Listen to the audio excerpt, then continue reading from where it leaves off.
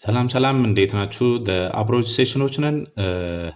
በዛሬ ቪዲዮአችን የምናየው ከአሜሪካ እንዲለቁ የተነገራቸው ኢትዮጵያውያን እጣ ፈንታ ምን ሊሆን ይችላል በሚለው እና አሜሪካ ይፋ ያደረገችው ስለ ጎልደን ቪዛ የምናይ እንሆናለን። እስከ ቪዲዮ መጨረሻ አብራችሁን ቆዩ።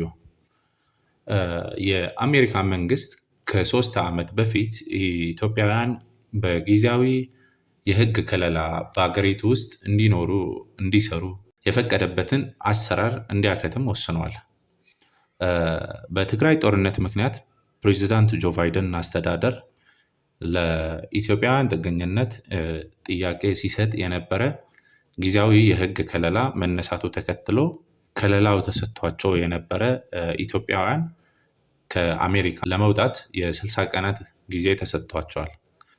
የአሜሪካ የሀገር ውስጥ ደህንነት መስሪያ ቤት ኃላፊ የሀገሪቱን ሁኔታ በመመርመር እና የአሜሪካን መንግስት አካላት ጋር በመማከር ኢትዮጵያ ለጊዜያዊ የህግ ከለላ የሚያስፈልጉ ሁኔታዎች የማታሟላ ሀገር ናት በሚል ውሳኔ መተላለፍን አስታውቋል።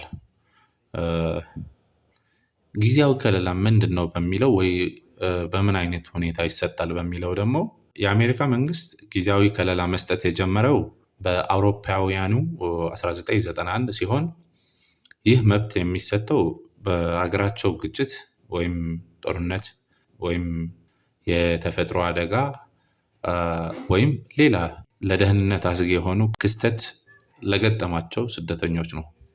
ቴምፖራሪ ፕሮቴክትድ ስታተስ ወይም ቲፒኤስ ከተሰጣቸው ሀገራት መካከል ሶማሊያ እና ሶሪያ ከጦርነት ጋር በተያያዘ እንዲሁም ኤል ሳልቫዶር ከርዕደ መሬት ጋር በተያያዘ ያገኙ ሀገራት ናቸው። ለአንዳንድ ሀገራት ደግሞ እስከ 20 ዓመት የዘለቀ ከለላ ተሰጥተዋል። ለምሳሌ የሶማሊያ ጊዜያዊ ከለላ ከ1994 ጀምሮ እስካሁን ድረስ ቆይተዋል ማለት ነው። የአሜሪካ ውስጥ ደህንነት መስሪያ ቤት ለስደተኞች የሚሰጠው የጊዜያዊ ከለላ በየጊዜው ያድሳል። ከለላ የሚደረግላቸው ሰዎች በአሜሪካ ውስጥ የመስራት የመንቀሳቀስ መብት አላቸው። ጊዜያዊ ከለላ እንደ መኖሪያ ፈቃድ ወይም እንደ ዜግነት የሚወሰድ አይደለም። በከለላው ስር ያሉ ሰዎች የህጋዊ ከለላው ቀነ ገደብ ከተጠናቀቀ በኋላ ከአሜሪካ መውጣት ወይም ሌላ የጥገኝነት ጥያቄዎች ወይም ከለላ ማመልከት አለባቸው ማለት ነው። የአሜሪካ መንግስት ይህን ህጋዊ ከለላ በመጀመሪያ ለ18 ወራት ተግባራዊ እንዲሆን ለኢትዮጵያውያን መስጠት የጀመረው ጥቅምት 11 2015 ዓመተ ምህረት ነው። በወቅቱ የትግራይ ጦርነት ጨምሮ በሀገሪቱ ውስጥ የነበረው ትጥቅ ግጭት የተለየ እና ጊዜያዊ የሁኔታ ግምት በማስገባት በአሜሪካ ውስጥ ህጋዊ የመኖሪያ ፍቃድ የሌላቸው ኢትዮጵያውያን ጊዜያዊ ህጋዊ ከለላ እንዲያገኙ ተፈቅዶላቸው ላለፉት 3 ዓመታት ተግባራዊ ሲሆን ቆይተዋል። ኢትዮጵያ የተካተተችው በታህሳስ 12 2022 ሲሆን ከለላው ተሰጥቶ የነበረው ከአውሮፓውያኑ ጥቅምት 2022 በፊት ወደ አሜሪካ ለገቡ ሰዎች ነው። ይህ ፍቃድ የቀድሞው የፕሬዚዳንት ጆ ባይደን አስተዳደር ለ18 ወራት አራዝመውት የነበረ ሲሆን የከለላው ቀነ ገደብ የተጠናቀቀው ታህሳስ 12 2025 ነው። ይህ ማለት ከታህሳስ 12 ጀምሮ ያልቃል ማለት አይደለም። የሀገር ውስጥ ደህንነት መስሪያ ቤት እንደገለጸው የሚያበቃው የካቲት 12 2026 ነው ሲሉ ያስረዳሉ ማለት ነው።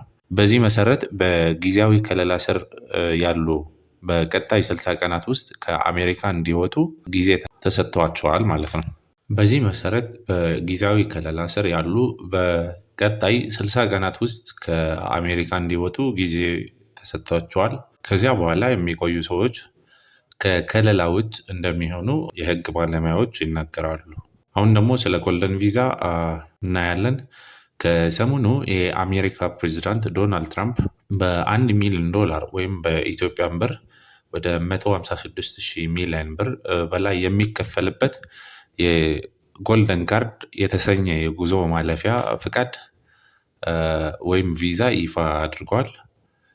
ጎልደን ካርድ ቪዛ ወደ አሜሪካ ለመሄድ ቢያንስ $1,000,000 መክፈል ለሚችሉ የውጭ ሀገር ዜጎች የሚሰጥ ነው። የዚህ ቪዛ አመልካቾች ማመልከቻቸውን ከመታየቱ በፊት ሂደቱን ለማስጀመር የሚያስችል $15,000 መክፈል ይጠበቅባቸዋል።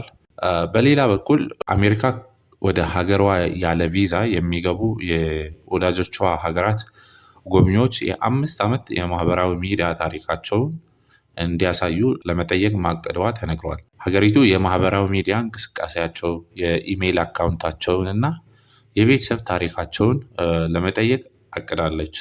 ባለፉት 5 ዓመታት የተጠቀሙትን የስልክ ቁጥርና እንዲሁም ባለፉት 10 ዓመታት የተጠቀሟቸው የኢሜይል አድራሻዎች እንዲያሳውቁ ይጠበቃል። ያለ ቪዛ ወደ አሜሪካ መግባት የሚችሉ የአሜሪካ ወዳጅ ሀገራትን መንገደኞች 42 ሲሆኑ እነሱም እንግሊዝ፣ ጀርመን፣ ኳታር፣ እስራኤል እንዲሁም ጃፓን ይገኙበታል ማለት ነው። በቪዛ ወደ አሜሪካ በሚመጡ ሰዎች ላይ የማህበራዊ ሚዲያ መረጃቸውን እንዲያቀርቡ መደረግ መጀመሩ ይታወቃል ማለት ነው። በዚህ ምክንያትም ወደ አሜሪካ ለመግባት ወይም ደግሞ ለመሄድ ስትፈልግ ህጎቹ በጣም አጥብቆ እንደያዙ የሚያሳይ ነው። ለዛሬ የያዝናቸው መረጃዎች ይሄን ይመስል ነበር። ስለተከታተላችሁን እናመሰግናለን።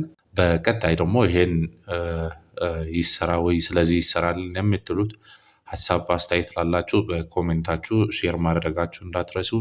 ሰብስክራይብ ያላረጋችሁም ሰብስክራይብ፣ ሼር፣ ላይክ እያረጋችሁ በቀጣይ የምንለቀው ቪዲዮዎቻችን እንዲደርሷችሁ ማለት ነው።